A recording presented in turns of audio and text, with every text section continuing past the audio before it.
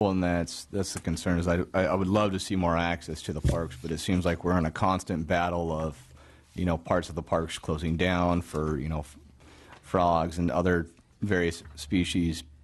And moving forward, I mean, we want to be able to have those lands accessible, but yet we keep hitting these hiccups along the way. And is there a plan to move through that to allow better access even once an area is shut down for a certain species, or are you guys looking into anything like that?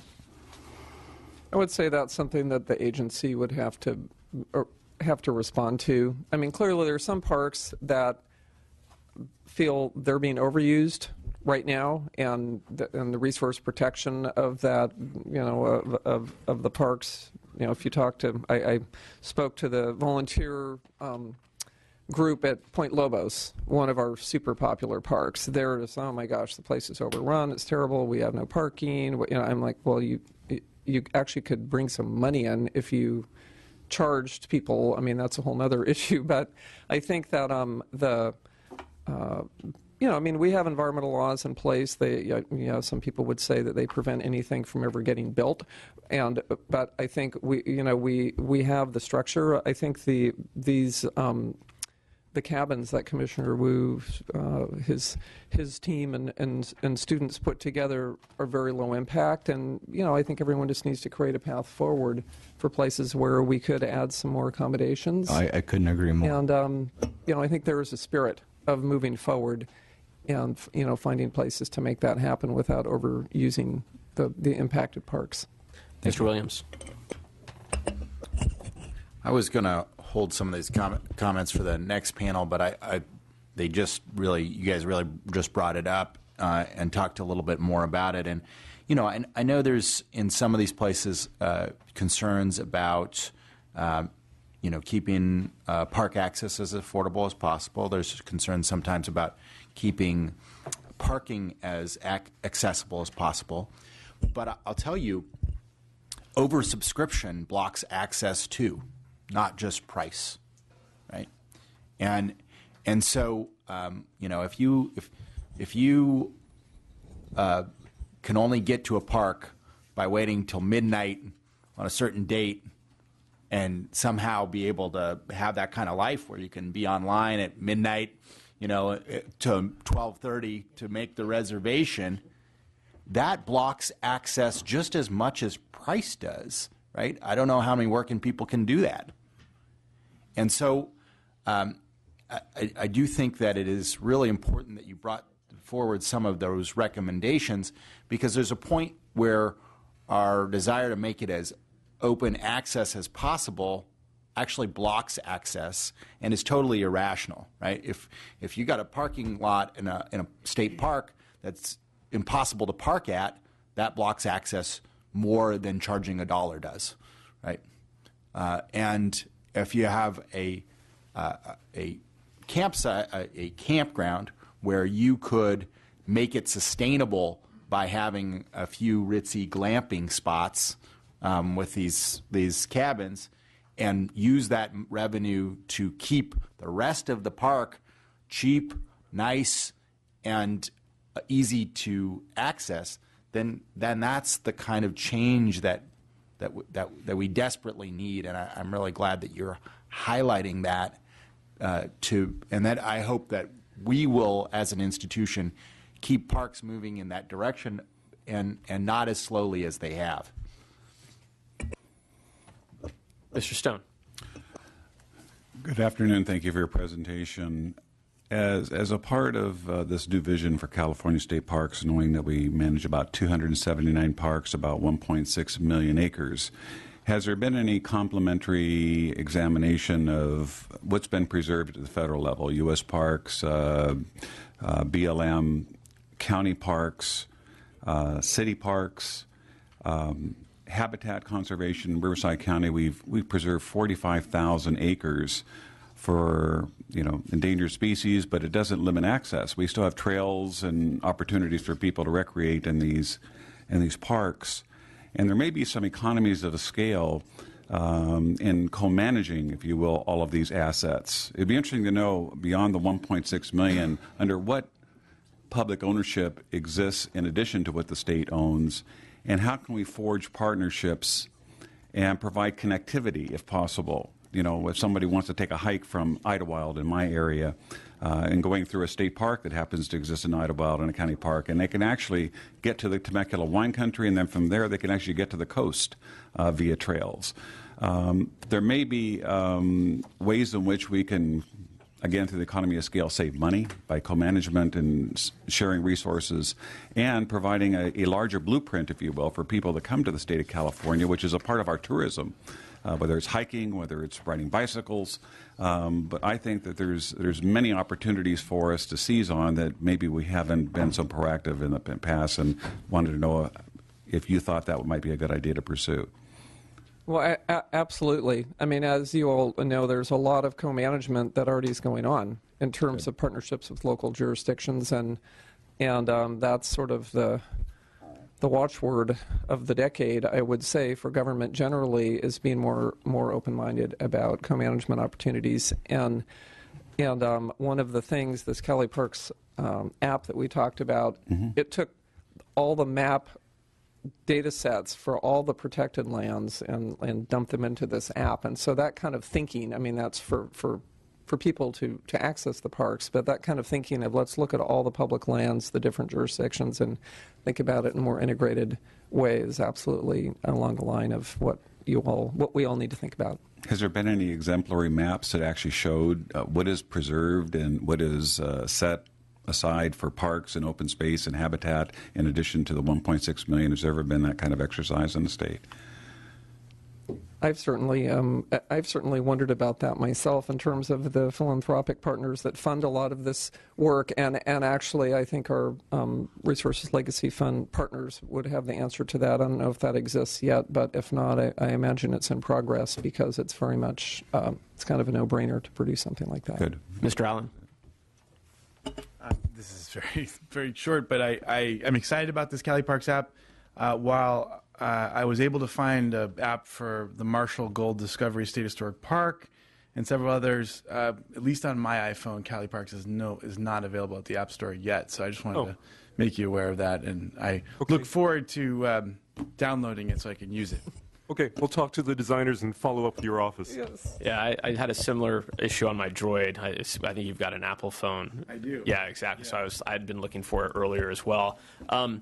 First of all, I just want to say thank you to the commissioners and to your colleagues on the commission. There is I think, incredible gratitude from members for the hard work that you put into this. But I also think tremendous gratitude from park lovers across the state. Yeah. And everyone who values our state parks. So I wanted to express that. In your earlier comments, Commissioner Packard, you talked about philanthropy and the lack of willingness to write a blank check, which I think most people should feel about almost anything. And I think it's important that, nonetheless, that it is actually articulated. When people talk to me about fully funding our parks, I think back to sustainably funding our parks. How do we make sure that we have the funding necessary to have the parks that we want to have, and that we can plan for our future with those parks rather than throwing money at the parks? And I think that your commission has had the opportunity for us to revisit this and figure out, well, how do we create the parks that we want for our future?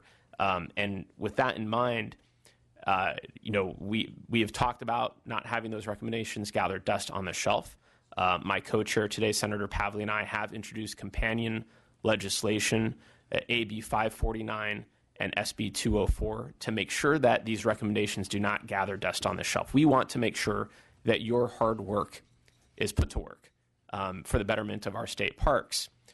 What are your plans, if there are any, to remain engaged? I know that I've got work to do. You've already done your work, but is there something more from the commission as you watch this kind of go into motion? Well, our work is officially over, but we do have a plan to reconvene what is it, like 6 months? Yeah, I think so. 6 months, we're going to formally reconvene and check up on how everyone's doing. So you'll for sure be hearing from us then. And then beyond that, I know everyone, well, I can't speak for all the commissioners, but I know many of us intend to remain engaged in moving forward on the things that we took a special interest in. Certainly hoping Commissioner Wu will keep moving along and helping out on his... We'll take your reservations for camping. Yeah, he'll take the reservations for camping, and certainly, I think a lot of us are excited about implementing some of these ideas in our own regions where we live or where we have networking or connections or capability to do that.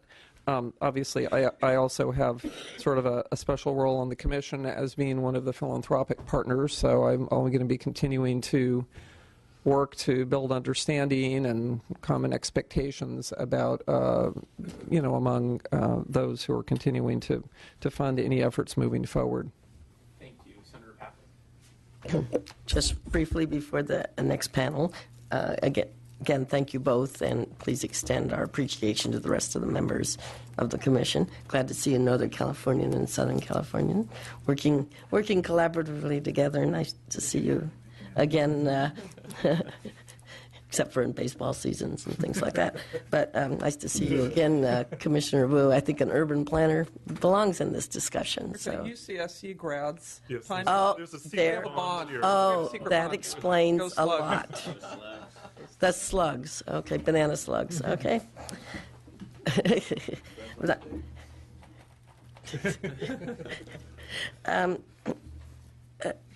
I was curious about something. First of all, it's been brought to our attention. There's been some desire by some of the many nonprofits and other stakeholders that they've been a greater part of the discussion. Is that something you'd like to comment on, and how that we could facilitate that, or the advantage to facilitating better communication?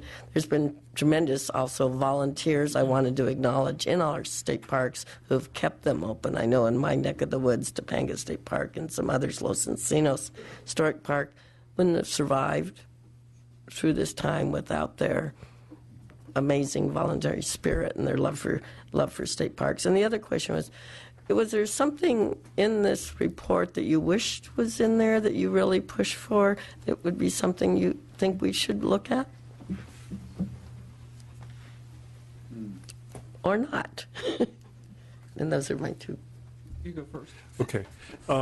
First of all, yes, there are many, many local organizations that have played an instrumental part in keeping the state parks open, and we certainly want to keep them all engaged. As you may be aware, there was some anxiety about one of the recommendations in the commission about creating a new independent nonprofit entity, which was intended to try to generate more resources to support the state parks. This definitely was not intended to displace any of the existing local organizations or the California State Parks Foundation, all of which have very important roles to play. But we thought that there was a need for another entity which could try to do more things that aren't currently being done. There are many state parks that do not have a local support organization, and we think there are resources that may be available at the state level, not state government, but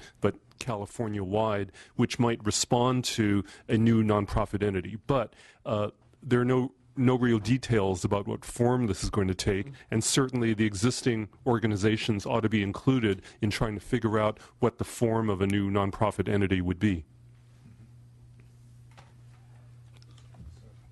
I can only echo. You're absolutely right. The parks have amazing support organizations, and I've made this comment before, commenting on our work. Virtually every public function requires a volunteer support organization. I mean, think about our school system. The aquarium. The aquarium. I mean, but whether you're government or not, and the parks. I mean, one of the things that we were just so struck by was the incredible dedication. I mean, the public hearings and public testimony we got. The chambers were packed, and the stories of these volunteer support organizations, and as you saw, when they had to keep the parks open, I mean, some of them, they're super entrepreneurial. I mean, they get stuff done. It was amazing, and I think that caused a little tension because in some cases they could expedite and do things in a quicker, easier way than the state agency, so and there's a little tension there. But suffice it to say, I feel, very strongly that as implementation moves forward, that everyone needs to absolutely build on and engage the talent and energy and dedication of all the support organizations. I think the idea of a new support organization, it's a work in progress. There's not even a specific idea about it yet. The idea being, it kind of gets back to what I was saying about we need to build all the revenue streams. Right. And so, I mean, I spend a lot of my time fundraising for the aquarium. I mean, you got to always set your sights higher. So we have all these support organizations. They're contributing a lot of wonderful volunteer help, a lot of great ideas, very entrepreneurial innovation, and they're also contributing money. So, I think that we all believe that there needs to be an idea to raise more private funding to support, the stewardship, as was mentioned, and these other matters. So how it takes shape is, remains to be determined, and really the idea is to fill gaps and be a partner and help bolster the work that's already being done. And Senator Pavley, to address the second part of your question. I was wondering if anyone dared to do that. I could reframe that so it doesn't I was going to come back. Something left out that would be really good for us to look at. That's the kind of provocative question that is always hard for witnesses in a hearing to answer. But just speaking for myself, I would say because the commission process was very open, very inclusive, I really can't think of any other ideas that we tried to come up, that I personally was involved in, that didn't get into the report. So I personally cannot think of anything that I would have wanted to sneak in there that we couldn't get in there. Model out there that out of state or something. No, I can't think of anything. I mean, really, we had pretty limited time to do all of this work. I mean, it was a lot of fun and really intriguing, and it would have been interesting to have more time to study up on models, because absolutely, there are great models out there, and you all need to examine them, and I'm sure the transformation team will be picking up on models outside the walls. I think that is absolutely important. Things missing, I wouldn't say anything is absolutely missing. As a scientist, environmental scientist by background, we really didn't talk very much about resource management, which was interesting. Our state parks are there for public access, resource management and public access. They're not just there to be protected lands. There's a lot of work to do to protect the resources, especially with drought and changing climate.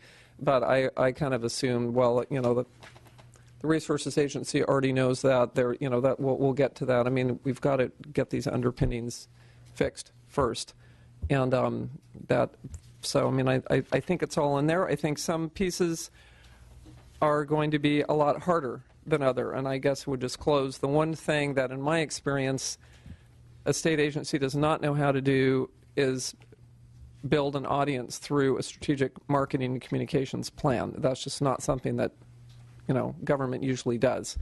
And that'll take a sustained effort, and we didn't really get to examining exactly how that should work, but that'll be a challenge, as was mentioned. You don't just put up a sign on the highway and say, come see our great park, and all of a sudden your attendance shoots up. So more on that later, I'm sure, for all of us. I would add to what Commissioner Packer just said. One thing that was a real eye-opener for me as a member of the Commission was realizing what a large constituency for state parks is already out there. There are lots and lots of people who love the state parks. So it's not as if this is an issue that nobody cares about. So I think following up on Commissioner Packer's comments, I think that if there is more in the way of education, or what might be called marketing or outreach, there's a population out there that's waiting to be asked, that's waiting to demonstrate their love for the state parks. In the past, the state has never really needed to ask for that, but times have changed and the conditions have changed. But I think there's a real constituency out there that's ready to step up. Thank you both.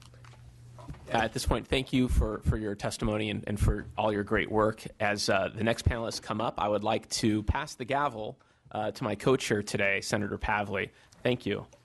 And as they come up, members, we will be hearing from Lisa Manget. She's the acting director for the Department of Parks. And with her also is Steve Izali, head of the Parks Transformation Team, who within 2 years is going to implement the Parks Forward report and other recommendations on behalf of our state parks. Lisa, it's so great to see you, and thank you for the great job you've been doing during this transition. Thank you very much. Thank you, Madam Chair. Thank you, Mr. Chair. Thank you to all of the members. Thank you for the opportunity to speak before you today about the important initiatives that we already have underway. And also I want to express my gratitude and appreciation for the Parks Forward Commissioners. They're a very impressive group. You can see that they've worked tirelessly, committed countless hours, and lended all of their expertise from such diverse backgrounds to look at this most important issue. I also would like to say that they were so generous with their time for Mr. Zaley and I when we reached out to them and have conversations with them to make sure that we are considering kind of the leading edge thoughts, thinkers of the state park system as we were developing our transformation team effort, which we'll speak to you in more detail shortly.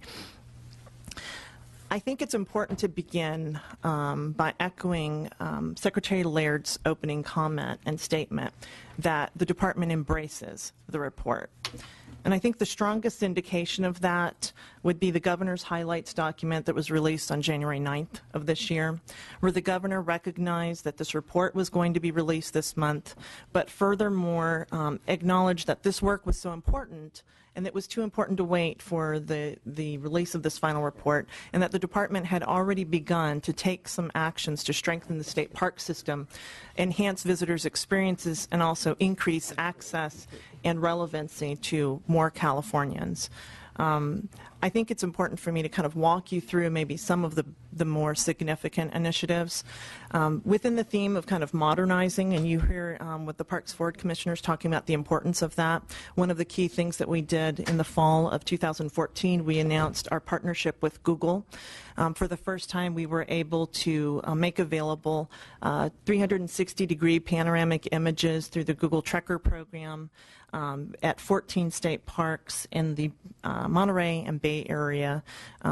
It allowed us to engage with millennials and provide additional information, engage with people in a more modern way that we had not been. We're also personally I'm very proud of the fact that it's an example for our own benefit that we can engage in unique, innovative partnerships, and we need to do more of those types of things. So we're looking forward to continuing that partnership. Secretary Laird talked about the importance of the fact that we've generally been running a cash-only enterprise when you come and visit the state park system. It was very clear that we needed to change that.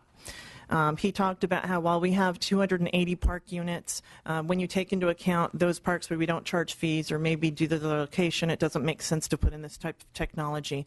But that a statewide card reader effort would be about 170 parks. We're currently, as we sit here today, approximately 120 of our parks allow visitors to come and use ATM cards and credit cards. We're also launching a pilot program in our Orange Coast district that will allow visitors to use smartphones to pay for their day use fees. We're also, within the next several months, going to be launching a new gift card program within the state park system. One of the things that we found is visitors are very interested in buying gift cards that they can gift out and allow people to use those gift cards to pay for the various services. So those are all really important initiatives that we have underway.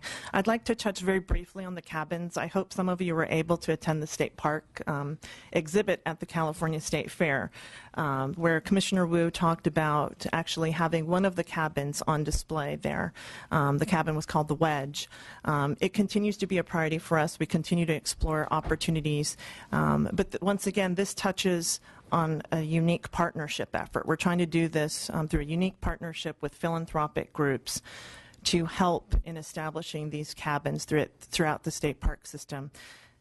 Oftentimes when I'm talking about cabins, people assume that it's all about revenue generation. And actually, the cabins were really kind of born from one of the surveys that the Parks Forward group did, where it was identified that the lack of kind of alternative housing for folks was kind of a barrier for non-traditional park users to come and visit with us. So that's why, for us, this has been a very key priority. Another significant theme for us is increasing access and relevance to diverse populations. What I found when I first kind of arrived at the department is that this was an area that that there were lots of comments that we really fell short of expectations. But yet when I was out in the field or I talked to people, we actually had some examples of excellence throughout the field. But what I found is that we didn't necessarily approach it with intentionality. And we needed to find a way to find those excellent programs and scale them up. So that's kind of the lens in which I'm looking at many of these programs. One great example is our PORTS program. Our PORTS program provides interactive video conferencing, live interaction with K through 12 programs across the state. It's very popular, but we weren't necessarily targeting certain areas. So we'd like to maybe take that program and target some of our underserved communities, or perhaps the youth of today that don't actually get to come out and see the seashore, see the tidal pool, see the redwoods. So those are the types of things that we continue to focus on. Secretary Laird talked briefly about one thing that we're very excited about, but I have to confess that oftentimes when I talk about it, I think people's eyes glaze over, and it's the park unit costing report. And let me tell you why I think it's so important. Several years ago, when we were talking to people about the potential of closing parks, we were so lucky in the state of California to have so many partners and people that wanted to come out and help. And they asked a very basic, simple question of us. And it was, how much does the state spend to operate this individual park? And we couldn't really answer that in a meaningful way so that they could make kind of a data-driven decision.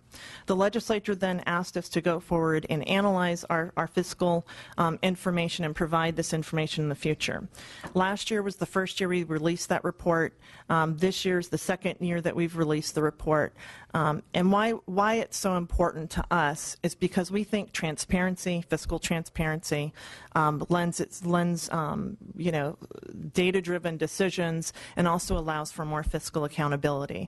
And that is one of our main overarching themes in all of our efforts, and we think that that's very important. We've also committed to providing this annually. So every year we will be providing this information, and we hope to be adding even more information and data for you, particularly with regard to the transformation team effort. Secretary Laird also talked a bit about broadening the candidate pool, and I think it's important enough that I need to kind of echo that and some of the efforts that are underway. This is a real long-standing issue and something that's been discussed with regard to the structure and the organizational structure of the department. And we think it's important to broaden the candidate pool to allow not only non-peace officers, but perhaps non-state employees to compete and serve in our top leadership positions out in the field. And we think that that's very important. I think one of the key announcements included in the governor's budget highlights document is the fact that we had already created the transformation team. And I'm going to let Mr. Zaley talk a bit about that. But I think I want to take a moment to kind of point out it is so rare in state government where you have a report like this. And even I think Commissioner Packard mentioned that a lot of the ideas are not necessarily new. But I think it's the first time that it's all pulled together through this philanthropic effort, through broad-based support and engagement with various stakeholders and with work of the legislature and department and consultants. I think it's the first time that it's all been put together in one report, and I think absent this report, it wouldn't necessarily be highlighted, and not everyone would be focused in the way that they are today. And it's also rare that before the report's even released, that you have an administration that's already made the commitment based on the preliminary drafts that were public in July and last spring and acknowledges the importance of this.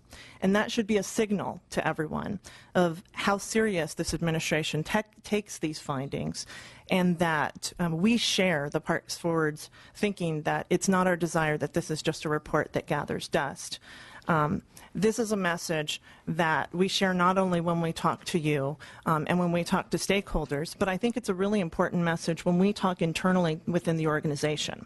Because at the end of the day, I have to get 3,500 individuals advocating and excited and to this point. For us, we're already thinking about implementation, action, and execution. So I think that that's very important for folks to realize that as a department, we recognize that this is not just any report, and we've shifted into implementation and execution.